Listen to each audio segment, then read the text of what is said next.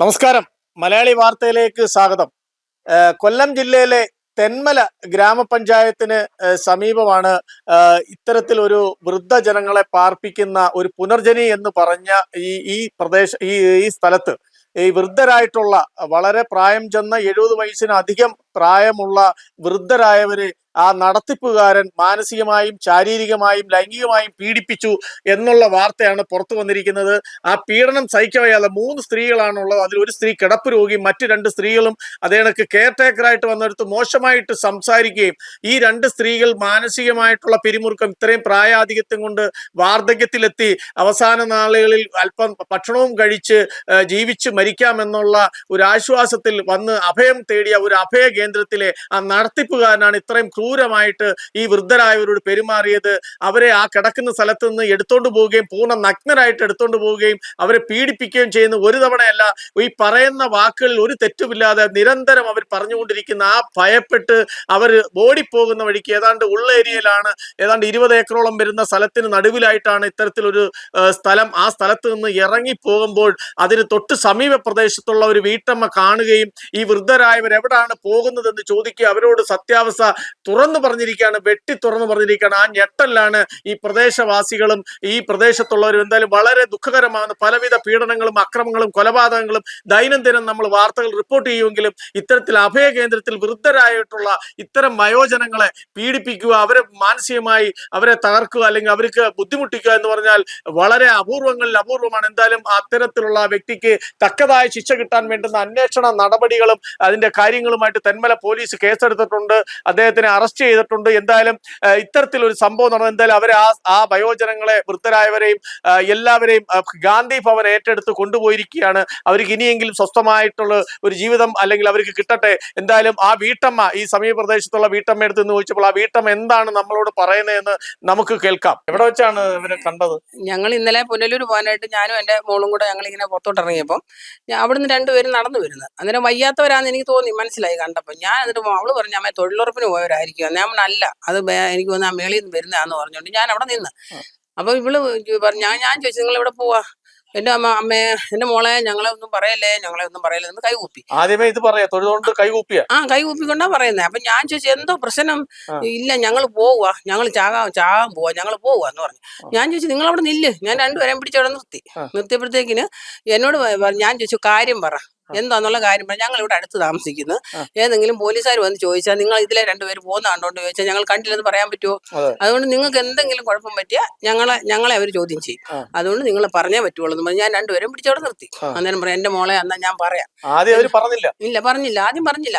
ഞങ്ങൾ പോവാന്ന്. ഞാൻ ചോദിച്ചു അമ്മച്ചിയുടെ വീട് എവിടാ? എന്റെ വീട് അഞ്ചല്, ഇവിടെ മറ്റേന്റെ വീട് ചണ്ണപ്പേട്ട, എന്തോ അങ്ങനെ പറഞ്ഞു. ഞാൻ പറഞ്ഞു നിങ്ങളൊരു കാര്യം ചെയ്യും, ഇങ്ങോട്ട് കയറി വാ. അന്ന് പറഞ്ഞു അവരിപ്പം വരും, വണ്ടിയെ അവർ പുനലൂർക്ക് പോയിരിക്കുക, അവരിപ്പം വരുമ്പോൾ ഞങ്ങളെ കയറ്റിക്കൊണ്ട് പോയാൽ ഞങ്ങളെ കൊല്ലും, ഞങ്ങളെ പിടിച്ചോണ്ട് പോയാൽ ഞങ്ങളെ കൊല്ലും. ഞാൻ പറഞ്ഞു നിങ്ങളെ ആരും കൊല്ലത്തില്ല, നിങ്ങൾ വിഷമിക്കേണ്ട കാര്യമില്ല, ഇങ്ങോട്ട് കയറി വരാൻ പറഞ്ഞു. വരുമ്പോൾ ഞങ്ങൾ പിടിച്ച് 2 പേരോടെ പിടിച്ച് അവരെ ഇവിടെ കയറ്റി. മേളി അപ്പുറത്തൂടെ കയറി ഞങ്ങൾ ഇതിലേക്കൂടെ കൊണ്ടുവന്ന് ഇവിടെ കൊണ്ടുവന്ന് ഇരുത്തി. എന്നിട്ട് അതുങ്ങൾ ചാടി ഞങ്ങളുടെ പെരക്കകത്ത് കയറുക പേടിച്ചിട്ട്. വണ്ടി വരുന്ന കാണുമ്പോ ഓരോ വണ്ടി അവരാന്ന് ഓർത്തോണ്ട് ചാടി ഞങ്ങളുടെ പെരക്കകത്ത് വരും. ഞാൻ പറഞ്ഞു 2 കസേര ഇട്ടിട്ട് ഞങ്ങൾ പറഞ്ഞു ഇവിടെ ഇരിക്കാൻ പറഞ്ഞു. ഇവിടെ ഇരുന്ന് 2 പേരെ അവിടെ ഇരുത്തി വെച്ച് ഞാൻ വെള്ളം വേണോ കഴിച്ചോന്ന് ചോദിച്ചാൽ പറഞ്ഞു ഇല്ല, രാവിലെ ദോശ ഏതാണ്ട് കഴിക്കുമ്പോൾ ഞങ്ങൾക്ക് വേണ്ട, ഇതല്ല ഈ പ്രശ്നം എല്ലാം തീർന്നിട്ട് മതി എന്ന് പറഞ്ഞു. പിന്നെ വെള്ളം കൊണ്ട് കൊടുത്ത് അത് കുടിച്ച് എന്നിട്ട് പറഞ്ഞു അവിടെ നിന്നോണ്ട് പറഞ്ഞു. എന്നോട് പറഞ്ഞു എന്റെ മോളെ ഞാൻ ഒരു കാര്യം പറയാലോ. ഞാൻ പറഞ്ഞു പറ അമ്മച്ചി എന്നാന്നുള്ള കാര്യം പറ, ഞാൻ കേക്കട്ടെ എന്ന് പറഞ്ഞു. അന്നേരം എന്നോട് പറഞ്ഞു ഈ ഇവളെ മോളെ ഈ കൊച്ചെന്നാ പറയുന്നത്, അതിനെ 2-3 ദിവസം കൊണ്ട് പുള്ളി 2-3 കുറെ നാളായി, അത് നേരത്തെ ആണല്ലോ, എടുത്തോണ്ട് അങ്ങ് പോവും. കോരി എടുത്തോണ്ട് അങ്ങ് പോയിട്ട് കട്ടിലെ കൊണ്ടങ്ങിടും.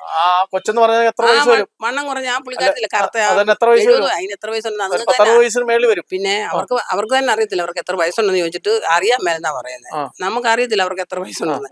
അന്നേരം 3 സ്ത്രീകള് കിടക്കുന്നതിൽ അത് 2 ഒരു സ്ത്രീ വന്നില്ലല്ലോ, അതിന് നടക്കാൻ മേല. അപ്പൊ ഈ 2 പേരാ. അപ്പൊ ഈ പൊച്ചെന്നാ അവര് അതിനെ പറയുന്നത്. അതെ വണ്ണം അതെ കുറഞ്ഞ കാര്യം. അതിനേക്കാളും മറ്റേ എന്റെ മോളെ ഇത് നല്ല വണ്ണം വെച്ചിരുന്നതാ. ആ. ഞാൻ ചോദിച്ചിട്ട് അന്നേരം പറയാം എന്നെ കോരി എടുത്തോണ്ട് പോയിട്ട് കട്ടിലെ കൊണ്ടം കിടത്തുന്നു. ആ. കിടത്തിട്ട് അതിന്റെ നൈറ്റി എല്ലാം മറിച്ച് വരും. അങ്ങനെ ഇങ്ങനെ എന്നിട്ട് ഞാൻ ഒരാഴ്ചയായി കുളിച്ചിട്ട് എനിക്ക് പേടിയാ.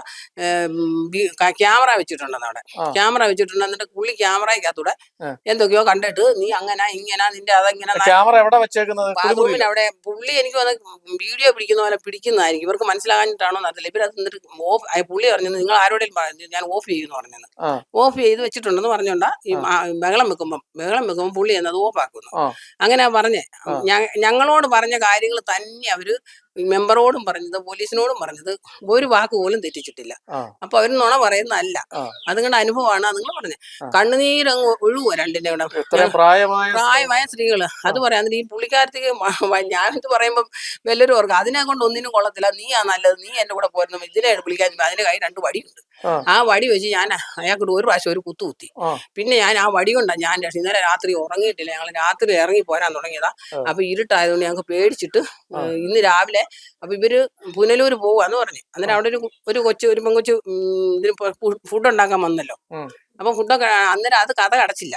മറ്റേനെ കുളിപ്പിക്കാനായി ആ പെണ്ണുണ്ടായിരുന്നത് കൊണ്ട് കഥ അടച്ചില്ല.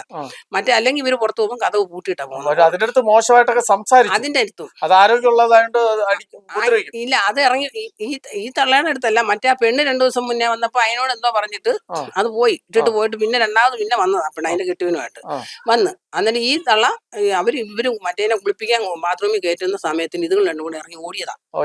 ഓടിയിട്ട് ഒരെണ്ണത്തിന് നടക്കാൻ മേല. ചട്ടിയാ വന്നേ. അതിന്റെ വേണ്ട ഓപ്പറേഷൻ ചെയ്തിട്ട് വയ്യാത്തതാന്ന് പറയും. അങ്ങനെ വന്ന് ഇവിടെ വന്നിരുന്ന് കരഞ്ഞ് ഇവിടെ ഇരുന്ന് ഞങ്ങൾ പിന്നെ ഞാൻ ചായ ഇട്ട് കൊടുത്ത് അത് കുടിച്ച് എന്നിട്ട് എന്നെ അങ്ങോട്ട് വിടല്ലേ ഞങ്ങളെ വിടല്ലേ എന്ന് ഞങ്ങളെ നേരെ കൈ കൂപ്പി വിടുന്ന് കരയുക.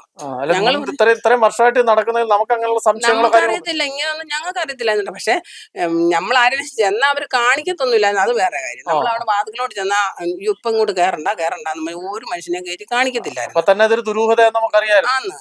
ഏത് ഗാന്ധി ഭവനിലോ എവിടെയൊക്കെ ഗാന്ധി ഭവനിൽ പോയി ഞങ്ങൾ പോയിട്ട് ഞങ്ങളെ അവർ കൊണ്ടു നടന്ന് അതെല്ലാം കൊണ്ടു നടന്ന് കാണിച്ചു. എന്ത് നല്ല അതുപോലെ സ്നേഹതീരത്ത് ഇവിടെ ഞങ്ങൾ അവിടെ പോയി ഫുഡ് കൊടുക്കുകയോ ഒക്കെ ഞങ്ങൾ ചെയ്തിട്ടുണ്ട്. അങ്ങനെയൊക്കെ ചെയ്യും. പക്ഷെ ഇവിടെ നമ്മൾ എന്തെങ്കിലും കൊടുത്താലും നമ്മുടെ നിന്ന് മേടിച്ച് അവർ അകത്ത് കൊണ്ടുവച്ചിട്ട് നമ്മളെ അകത്തോട്ട് കയറ്റത്തില്ല. അങ്ങനെ ആയിരുന്നു അവര്. അതുകൊണ്ട് ഞങ്ങൾക്ക് അയലോക്കത്തുള്ളവർക്ക് ഇങ്ങനെയൊക്കെ അറിയാം. പക്ഷെ നമ്മളാരും അതിനോട്ട് പ്രതികരിക്കാൻ ഇവിടെ. പക്ഷെ ഇന്നലെ എനിക്ക് എന്നാന്ന് പറഞ്ഞാൽ എനിക്കറിയത്തില്ല, ദൈവമായിട്ട് അവനെ എൻ്റെ അടുത്ത് കൊണ്ടുവന്നതാന്ന് ഞാൻ പറയുന്നത്. ആ പുള്ളിക്കാരൻ ആ അമ്മച്ചി പറയുന്നത് എന്റെ മോളെ നീ എന്നെ ദൈവമാണ് നിന്നെ ഞങ്ങളെ കാണിച്ചു തന്നെന്ന് പറഞ്ഞിട്ട് പറയാം. എനിക്കത് മതി. നമ്മളൊരു 2 ജീവൻ രക്ഷിച്ചല്ലോ, എനിക്കത് മാത്രം. അതുങ്ങൾ പോയി ചത്തേനെ. ഇല്ലെങ്കിൽ അവര് പറയുന്നത് ഞങ്ങൾ അത് മാത്രമല്ല ഇപ്പൊ അവിടെ ഉള്ളവരെല്ലാം കൊണ്ടുപോയി ഗാന്ധി ഭവനിലെ ആശ്വാസമായി. അതുകൊണ്ട് അവര് രക്ഷപ്പെട്ടല്ലോ. എനിക്കത് മതി. എനിക്ക് അതേ ഉള്ളൂ. അന്നേരം ഇതുങ്ങൾ വണ്ടി വന്നപ്പോ അവര് അതിലേക്കൂടെ തപ്പി ഇതിലേക്കൂടെ വന്നപ്പോഴും ഇതുങ്ങൾ ഓടി ഞങ്ങളുടെ പെരക്കകത്ത് കയറിയിട്ട് അന്നേരം പറഞ്ഞു ഞങ്ങളെ വിടല്ലേ എന്ന് പറഞ്ഞിട്ട് കരയുക. ഞാൻ പറഞ്ഞു നിങ്ങളെ വിടത്തില്ല. ഇപ്പം റിയാസ് വന്നായിരുന്നു. ഞങ്ങൾ റിയാസിനെ വിളിച്ചു. റിയാസ് പിന്നെ മെമ്പറെ വിളിച്ച് അവരെല്ലാം റിയാസ് പറഞ്ഞു നിങ്ങൾ ഒന്നും വിഷമിക്കേണ്ട, ഉണ്ടെന്ന് പറഞ്ഞു, കൂടെ ഉണ്ടെന്ന് പറഞ്ഞു. ഞാനും കൂടെ അല്ല, നമ്മുടെ ഇവിടെ ഉള്ള എന്നാ അവന്റെ പേര് വേറെ ബാക്കി പേര് എനിക്കറിയത്തില്ല. ഇവിടെ വെള്ളിമലയുള്ള പുള്ളിയാണ് മെമ്പറെ വിളിച്ചതും എല്ലാ കാര്യങ്ങളും ചെയ്തത്. ബാക്കിയുള്ള കാര്യങ്ങളെല്ലാം. അപ്പൊ ഞങ്ങൾ എല്ലാരും കൂടി ഞാനും പോയി അവരുടെ കൂടെ അവരെ കൊണ്ട് അവിടെ കൊണ്ടാക്കി. എന്നിട്ട് അതുങ്ങൾ വിടത്തില്ല, എന്നെ വിടത്തില്ല. ഞാൻ പിന്നെ പേടിച്ചിട്ട് നിൽക്കുക. ഞങ്ങളെല്ലാരും കൂടി പിന്നെ പിടിച്ച് അവിടെ ഇരുത്തി അവിടെ ഇരിക്കുന്നു. എന്നിട്ട് ഇതുങ്ങൾ പിന്നെ കാര്യങ്ങൾ പറയാൻ പറഞ്ഞ് പോലീസുകാരോടും മെമ്പറോടും എല്ലാരോടും നടന്ന കാര്യങ്ങളെല്ലാം അവർ പറഞ്ഞു. എന്തൊക്കെയോ പറയുന്നത്. അതുപോലെ ഇത് ഇത്രയും പ്രായമായവർ അഭയകേന്ദ്രത്തിൽ നിന്ന് ഇങ്ങനെ പീഡിപ്പിക്കുന്ന ആദ്യത്തെ ഒരു സംഭവം. എന്നിട്ട് പുള്ളിക്കാരത്തി പറഞ്ഞു എന്നോട് പറയാം എന്റെ മോളെ. ഞാൻ അന്നേരം അവനോട് ചോദിച്ചു ഇവിടെ നിനക്ക് അമ്മയും പെങ്ങന്മാരും ഇല്ലെന്ന് ചോദിച്ചു. പറയാം എന്റെ അമ്മയാണേലും ഞാൻ ഇങ്ങനെ ചെയ്യുമെന്ന് പറഞ്ഞു.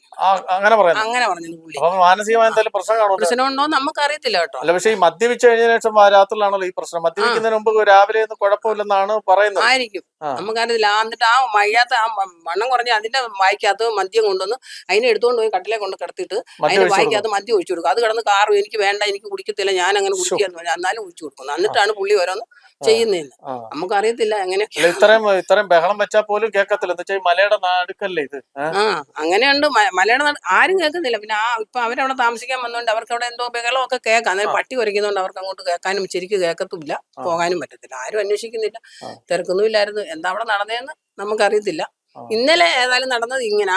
എനിക്ക് അവരെ 2 പേരെ ഞാൻ ഓർത്ത് അതുങ്ങൾ അല്ലെങ്കിൽ പോയിരുന്നെങ്കിൽ ഇങ്ങോട്ടും അവർ തിരിച്ചു വരുമ്പോൾ അവർ കാണും, അവർ പിടിച്ചു കയറ്റി കൊണ്ടുവരും, ശരിയാക്കും. അങ്ങനെ അതുങ്ങൾ പറഞ്ഞത് ഞങ്ങളെ കണ്ടിരുന്നേ ഞങ്ങളെ പിടിച്ചോണ്ട് പോയനെ, ഞങ്ങളെ കൊന്നേനെന്നും പറഞ്ഞ് കരയുക. നമ്മളിപ്പോ എന്തോ ചെയ്യുന്നേ? ഒന്നും അറിയത്തില്ല, എനിക്ക് അറിയത്തില്ല കേട്ടോ. നമ്മളിങ്ങനെ അവരെ അവരുടെ ഒരു 2 ജീവൻ രക്ഷിക്കാൻ അവർ പറ്റി. രണ്ടുപേരല്ലേ 11 11 പേരുടെയും ജീവൻ രക്ഷിച്ചു. അതേ ഉള്ളൂ. എനിക്ക് അതിന് ദൈവത്തിന് ഞാൻ 1000 നന്ദി പറയുക. ദൈവമായിട്ട് ഞങ്ങളെ വിടാൻ ഞങ്ങൾ ഇച്ചിരി നേരത്തെ പോകാനിരുന്ന, ഞങ്ങളങ്ങ് പോയിരുന്നേ അവരെ കാണത്തില്ലായിരുന്നു. ഞാനും ഇവളും കൂടെ ഇറങ്ങി പോയപ്പോഴത്തേനും അതുങ്ങൾ വന്നത് കണ്ട്, അതുകൊണ്ട് അതുങ്ങൾ രക്ഷപ്പെട്ടു.